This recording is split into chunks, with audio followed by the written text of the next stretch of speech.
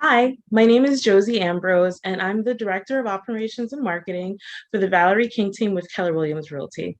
I've been in that position for the past 5.5 years, and I am excited to be coming on today to share with you about some branding tips to help get your business started and hit the ground running to really make an impact in your community and in the messaging that you're trying to get across.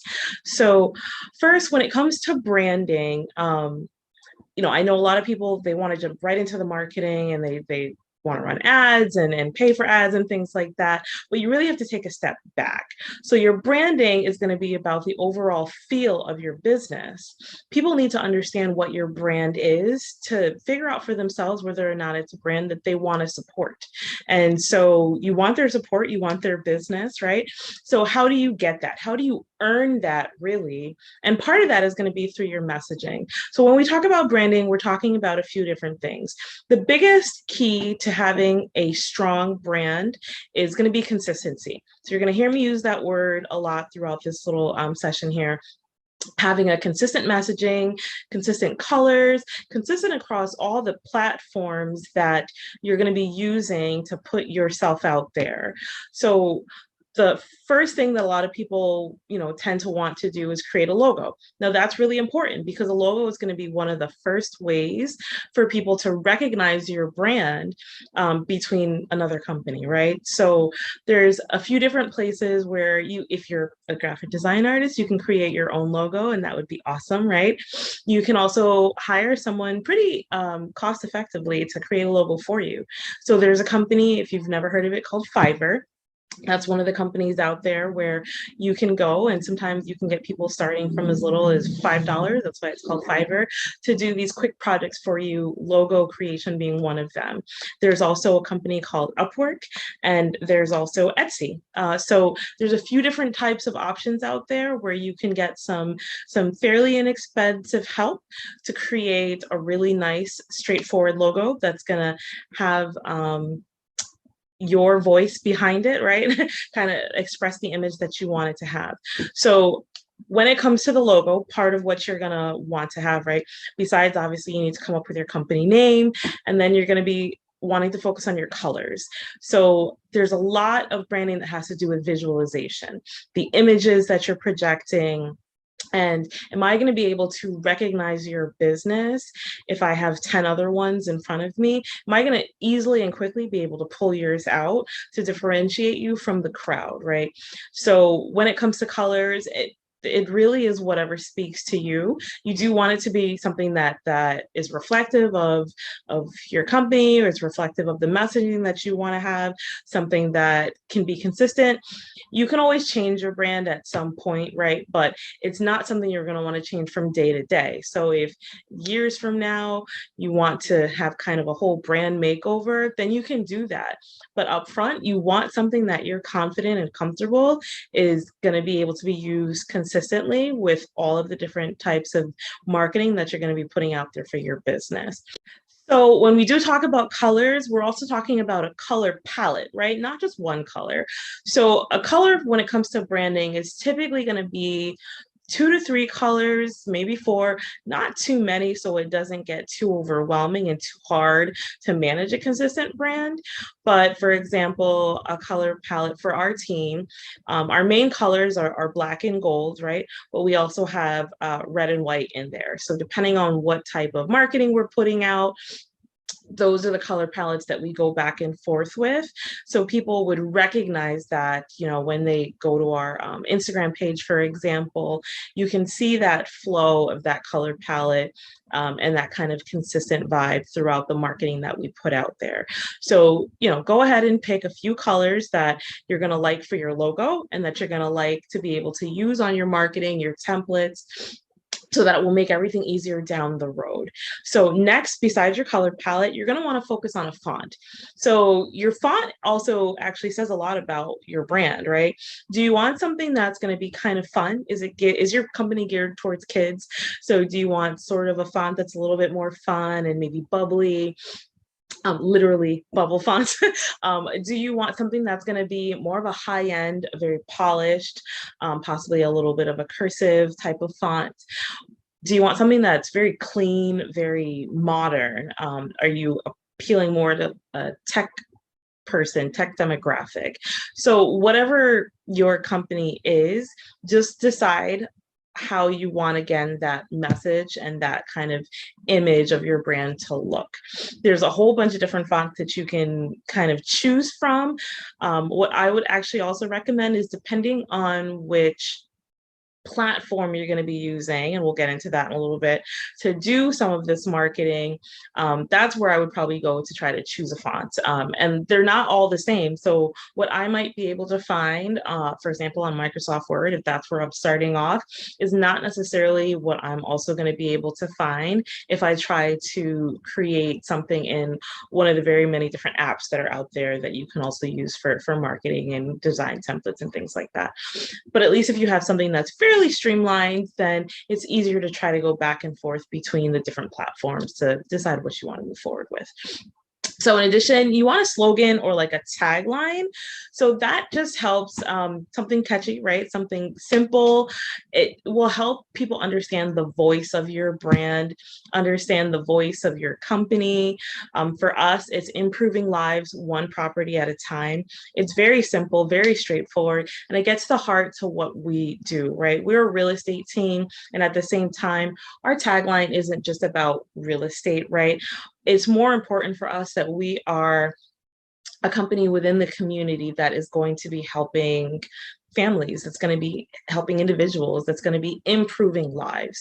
And that's why that's what we went with. So you just want something that is really going to come to the heart of really the why behind what it is that you're doing and why it is that you're doing, right? And that can take some time to come up with. So that's really going to go back to your vision. We're not going to touch on vision today. That would be a whole different type of course. But when you're coming up with your entire business model, hopefully you had a vision in place. Where do you see your business going? And that vision is going to help carve out what your branding is going to look like. It should hopefully help give you an idea of what colors you can kind of picture with that vision, what logo perhaps might pop out for you, and then also a slogan or a tagline that you can kind of see, something that you would feel comfortable saying, something that would be part of your 1 minute elevator pitch, even if you were trying to explain to somebody what your company is about and what your brand is about. And again, that all goes back to your messaging. So messaging is also just in and of itself, literally the voice, the content that you're putting out there. So if you are trying to have, for example, a new clothing line, what is your messaging going to look like? What type of things are you offering? Services, products? So all of that is something that you want to kind of keep in mind when you're talking about branding, so that it does have a consistent voice. People can actually kind of hear how your branding sounds, right? Is it upbeat? Is it more factual?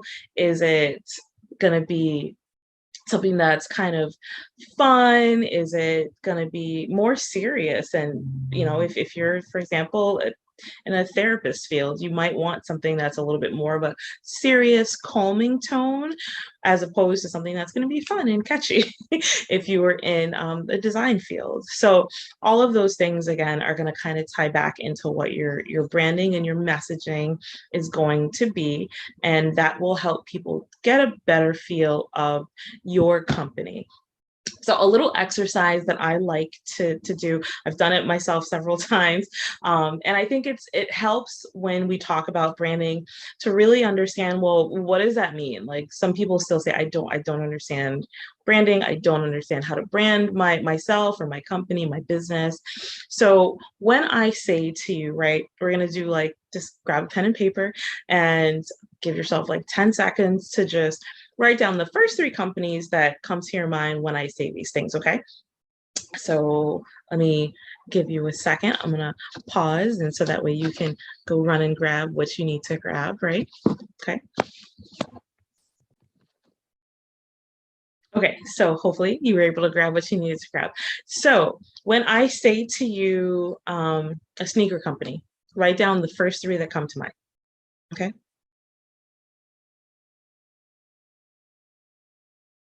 Now, a toothpaste company.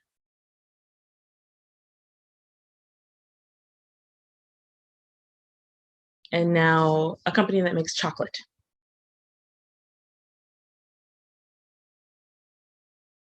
So I feel like that last one might have been hard, right? So with sneakers, I can almost guarantee that for almost everyone here, at least one out of three was going to be Nike, right? Because Nike has one of the best branding, um, messaging, one of the best brands that's been out there because they are so consistent. You know, the just do it. You picture the swoosh when you hear the word Nike, and all of that is because they have done such a good job with drilling in their brand into the consumers. When I say toothpaste, again, I guarantee that one of the top two was either Crest or Colgate, right? Those are top two out of three for me. And it might even be hard to think of a third toothpaste company unless you're someone who uses something like Sensodyne or one of the other toothpaste companies that's out there. But again, both of those companies do such a great job of kind of being the toothpaste of America. And that's what you think of when you think of toothpaste in the household. And then chocolate. Now that one, I feel like Hershey, right? Who makes chocolate? Well, Hershey does. Who else makes chocolate? Maybe you thought of Godiva. Did you think of a third? So those are examples of companies where if I say the name, right, you automatically start to picture maybe the colors that they use, kind of the images that they tend to use in their marketing, the logo that they have for themselves. And if you do, then they've done a successful job of drilling home their branding into you as the consumer. So that is what ultimately your goal is with branding. You want whoever your target demographic is in your target market, you want them to be able to associate kind of a voice with your branding, colors, images, logos. You want them to be able to associate all of that and think of you when they think of whatever product it is that you're marketing to them. So one of the apps that I really want to talk about, probably possibly arguably one of the most popular out there right now for branding is Canva. So Canva is a free app that you can use, and they do have a paid version, and you can use it for design templates. I always joke and I say Canva and I are best friends. And so with Canva, you have thousands of templates in the library that they offer you. You also can have some videos in there. There's so many different fonts and colors to choose from. You have the ability to actually, I believe in the paid version, create that branding template for yourself. It lets you store a color palette for your company, and then you'll be able to store the images so the things that you upload will stay within your stored memory within the app. It's something that you can use on your phone, and you can use it on a laptop or a computer. And so with Canva, it's a really easy way to kind of help start your messaging and have it be consistent. So I love Canva, again, because of the free app, which is what we used for the first few years that we had the app, because it was more than enough. Again, thousands of templates within their library, and thousands of free images that you could use, and copyright free music that you can use. So with Canva, I was able to say, if I wanted to do an ad for one of our seminars, I could go to Canva, I could type seminar and see what kind of templates came up and just look for something that might kind of hit home with the type of marketing that I wanted to put out there. If I just needed inspiration, I could just kind of filter through a bunch of their templates and kind of look for something that might resonate with the messaging that we do. Because they have so many different types of templates available, it gives me options, and it helps me visualize, well, this one doesn't really isn't cohesive with what we've been putting out there, but this one definitely is. Or this one has the bones of what I want to do. So let me start here. And then within Canva, you can go in and you can move things around, and you can change your colors, and you can add shapes and all sorts of things, images, photos, and really just make it your own. So this, I don't work for Canva or anything like that. But like I said, Canva and I are just best friends. And I really think it's a great, great app. And if you do the research out there, it's one of the most recommended because of the fact that they have so many templates available for you to use. I love it really for the mobile. I use the mobile far more than I use the computer version. And I know some people who use the computer version and they won't touch the mobile. So for me, it's super easy for me to just be kind of sitting there while I'm watching TV at night. And if I'm trying to create like a social media post or something like that, for me to kind of just be playing on my Canva app, right? I can copy and duplicate something and then recreate it. It helps me keep a consistent messaging for certain things. So I can create my own template, right? And then just kind of swap out one or two images within that template or swap out the verbiage within that template so that, for example, one of the most popular posts that you'll see a lot of different companies do, right, is like a Monday motivational post when we're talking about social media. So I can have a template for my Monday motivational post where I might just need to swap out the words and I can swap out some of the images. And it might take me 5-10 minutes once I actually have like what quote I want to use for that Monday. And that is the benefit of having something like a Canva or having any other type of program, for example, Adobe Photoshop, whatever program you want to use. I mean, there are others out there. I just find Canva to be one of the most user-friendly, right? And so that's the advantage of having something like that, which helps the messaging be consistent. It helps the look be consistent. And I'm also, because I'm pulling images from their library a lot of the times, it helps my images be consistent as well. And so I would encourage you to look for something that's going to make your life easier. It took me a while to realize that that was one of the things missing from our messaging was the fact that I didn't have templates. And every time I wanted to create a post or give a shout out for a closing or something, positive in the business, I felt like I was starting from scratch, or I was starting from scratch. And I was trying to decide, well, what do I want it to look like this time? And then I finally realized I need a graphic. I need a consistent graphic that I can just swap out the images fairly quickly and save myself so much time. And it did, right? Time is money. So as much as I love the creative piece and I love coming up with different things, I don't have the time to try to recreate the wheel every time I want to put a different piece of marketing out there. And especially if it's a similar type of marketing that I'm trying to put out there. So for example, if you were trying to do like a monthly sale item, right? You don't necessarily want to have to create a whole different campaign every time you're going to be promoting whatever your monthly sale item is.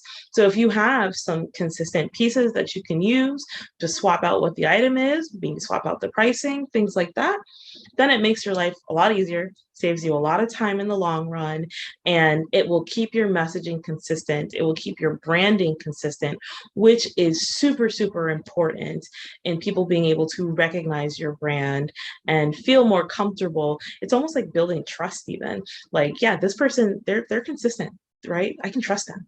They're honest. They're not constantly changing. They know who they are as a business. And people are going to gravitate to that. Okay. So in addition to Canva, like I said, I don't work for Canva. I just give you a couple others. So I did mention Adobe Photoshop, for example. There's also an app called Pixabay, which also has some copyright-free images and music that you can use to create different design images. And again, that's more for marketing and or social media posts. So it could be print marketing or it can be digital marketing as well. And then of course you have your entire Microsoft Office suite. So when we first started, everything I created was from scratch. I used Microsoft Word, I used PowerPoint, I was using Publisher, and I could create some very beautiful pieces within that as well. So don't knock it. You definitely can just stick with that if that's what you're comfortable with. I would just encourage you eventually to give some of these other apps a try, which might be a little bit quicker, might give you some more inspiration and help get your creative juices flowing, give you some ideas when you're trying to come up with additional content to put out there. Now, as far as content, that really is going to just depend on what type of company you have. So that's a little harder to talk about. But content is just something, again, that you're going to want to have like consistent content with your products. So or your service, for example. So whether it is something like a Monday motivational post, and then maybe you're doing, a hot item of the week, or maybe you're offering a certain service once a month that as a promotional item or that you want to highlight. So you have this entire portfolio of or product line, this entire line of services, whichever term you want to use, and you just want to be able to highlight just one. So this week we're going to talk about our kids clothing line, and next week we're going to talk about our makeup line, and the following week we're going to talk about our hair line. So whatever it is, you just want to make sure that there is some type of rhyme or reason behind what that content is. When it's consistent, it's very helpful because people kind of know what to expect, right? So if every Tuesday you're talking about the hot item of the week, then I know that I can expect to see an ad or a post or whatever it is every Tuesday. Like, oh, what are they selling this week? Like, what kind of coupon are they offering this week, or what kind of promotion is it going on this week?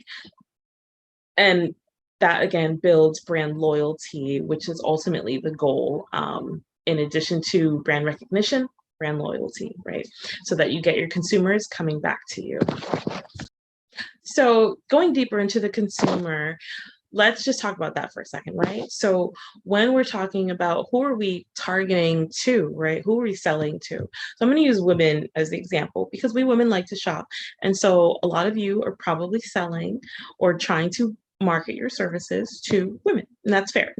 So if you say, yes, yeah, women, that's part of my target market. So what does that mean? Let's go deeper. Who is that? Who is your ideal client? Who is your ideal customer? It's going to be very different. Let's take age as one of the first kind of tiers. So someone who's 20 to 30, right? The marketing is going to look different than someone that you're marketing to who is 50 to 60. And you need to be aware of that. So is it going to be to the stay-at-home mom, or is it going to be to the corporate mogul? Those kinds of things matter. Is it going to be to the person who's very big on the all-natural, vegan, gluten-free kind of lifestyle? Or is it going to be to the person who is maybe just more luxury, high-end, travel, leisure? All of that is going to look a lot different when you're talking about what images that you're going to want to use, what type of fonts that you're going to want to use that's going to speak to those different types of people, the type of messaging that you want to portray to them.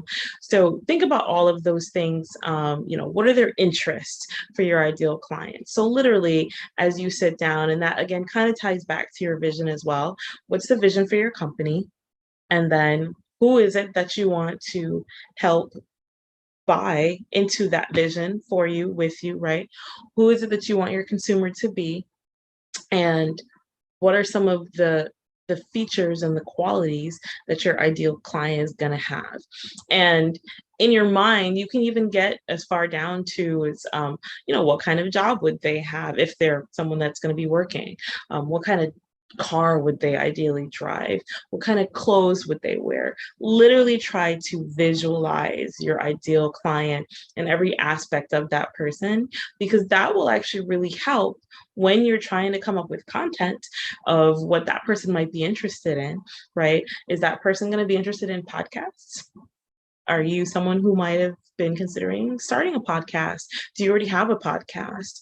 Those kinds of things all tie together, right? And again, when you're talking about branding and consistency, if you have a podcast, your logo should be the same. Your name should be the same or similar, right? So even if it's that you have this kind of umbrella company, all the other things should be able to plug in and have a very consistent feel across your different entities, right? if you're trying to have this one kind of vision that you're projecting out.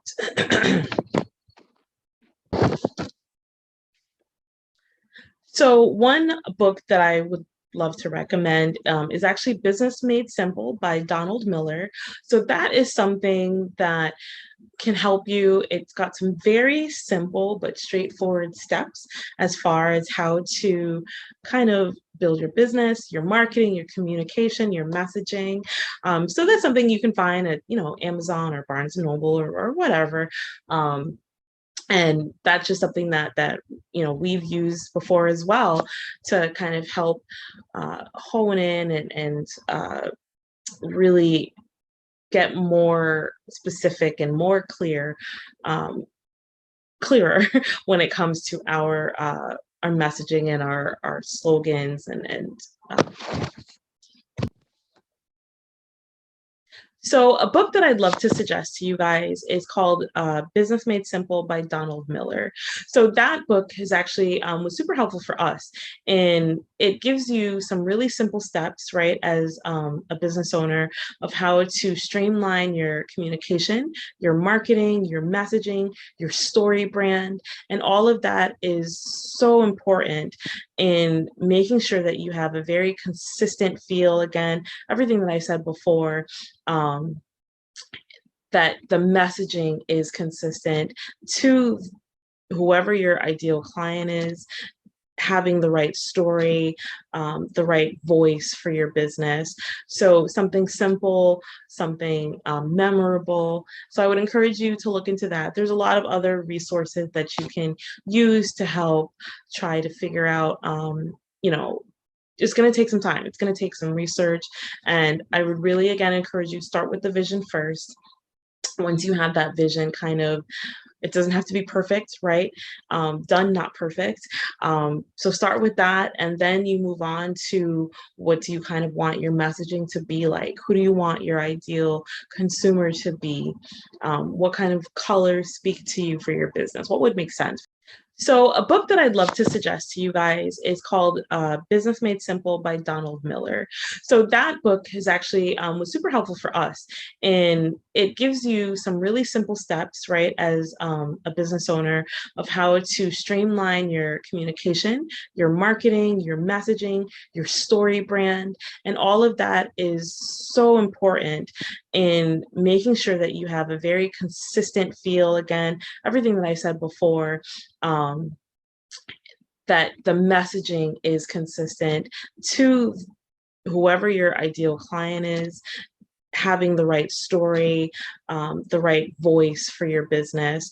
So something simple, something memorable. So I would encourage you to look into that. There's a lot of other resources that you can use to help try to figure out, it's going to take some time. It's going to take some research. And I would really, again, encourage you start with the vision first. Once you have that vision, it doesn't have to be perfect, right? Done, not perfect. So start with that, and then you move on to what do you kind of want your messaging to be like? Who do you want your ideal consumer to be? What kind of colors speak to you for your business? What would make sense for your business? And the colors might even tie in with the logo. You might not necessarily know one without the other. So that's where it can help if you're bringing in some outside help as far as creating that logo for you and helping you decide what you want that to look like. And then, like I said, as far as the fonts, we're just going through some of the stuff that we already covered, right? Just to make sure if you didn't miss anything. So you want to make sure that your fonts are consistent with your messaging, the type of imagery that you're going to use. Is it going to be people? Is it going to be nature? Is it going to be products? Whatever it is it going to be something that's more artistic? Is it going to be a very static kind of imagery? So just decide what you want that to look like for your branding and your messaging. And then, of course, your consumer, your ideal client, and then again, always keep in mind who are the ones that are doing it really successful, and almost in a way, how can you mimic that, right? How do you become the next Nike? How do you become the next Colgate or Crest? How do you become like Hershey? When even just saying it, right, it probably brings back memories maybe of having Hershey bars as a kid or things like that. Those are the kind of things you want your brand to elicit emotion from your clients by thinking of it, by talking about it, because they are going to be your biggest promoters. All the marketing in the world is never going to be as successful as word of mouth from people who support you and support your business. So that is why it is so important to make sure that they understand what your brand is, what your messaging is, that it's consistent, and that they can help spread that message with you and for you. So I hope all of this information was helpful for you and helping you start to decide what it is that you want your branding to look like, how you want your voice to sound when you're talking about your branding and your marketing. Remember that your brand is going to be a representation of you as the business owner. It's going to be a representation of what you want your community to look like, because the consumer that's going to be surrounding your brand, that's going to be your company's community. And so you really want to have a voice that's going to speak to them, like I was just saying before. It's going to represent your values and what's important to you as well. So remember our tagline, improving lives one property at a time. You know out the gate that that's what's important to us more than real estate. So what's important to you? What's important to your company? What is ultimately that you're trying to get across for your messaging, for your voice? What are you trying to get across for your client to hear coming out of your brand? So while you're trying to think of some of these things, I want you to ask yourself, how can you stand apart from the crowd? What is it that you offer that's different or unique? What's your value proposition? I want you to ask yourself, like, why would your ideal consumer choose you over the next person, the next storefront, the next item on the shelf? What is it that you're offering to them? And why is your item better than the competition? And maybe it's not, right? Maybe it's on par. But then, especially then, why should I choose you over the competition? So if I have two great options in front of me, what's going to want to make me support you? And that's where that emotional connection can really make the difference. So making sure that your brand has a personality, right? Work to your strengths and make sure that you're really promoting what your strengths are. And it is totally okay to be transparent about what your strengths are not, so that your client knows that, hey, this is what they specialize in and this is not their specialty. So that's okay. I don't need to go to them for X, but I'm going to go to them for Y. And ultimately, what is your big why? Why are you even doing this? Again, that's going to go back to your vision. But like I said, your brand and everything else underneath it is really going to start there. So I encourage you to spend some time, think about what your vision is, think about what message that you want to be able to portray to your clients and your consumers, and even test it out. Talk to those closest to you, talk to your partner, talk to parents, family members, best friend, someone who knows you well, that will be willing to sit down and kind of listen to your pitch, listen to you explain the brand, test out your tagline, your slogan with them, see how it resonates with them, and get feedback. Definitely be open to feedback and changing if necessary, because if the people closest to you aren't necessarily correlating or vibing with the message that you're trying to put out, then that should be kind of a red flag that, hey, if I can't get their buy-in, how am I going to get a stranger's buy-in? And maybe just go back to the drawing board. And that's okay, because once you are ready to put your brand out there and put your messaging out there, you're going to crush it. And that's going to be worth the time and effort that it took to get you to that point. So my name is, again, Josie Ambrose, and it has been my pleasure to talk to you today about branding and messaging and some marketing. And hopefully you found my tips helpful and my suggestions, and would love to see what you're doing out there. So feel free to follow us on social media, and we will return the favor and follow you back. And I look forward to seeing your branding come alive. Whenever you're ready for it to. All right. Best of luck in your new venture. Have a good one.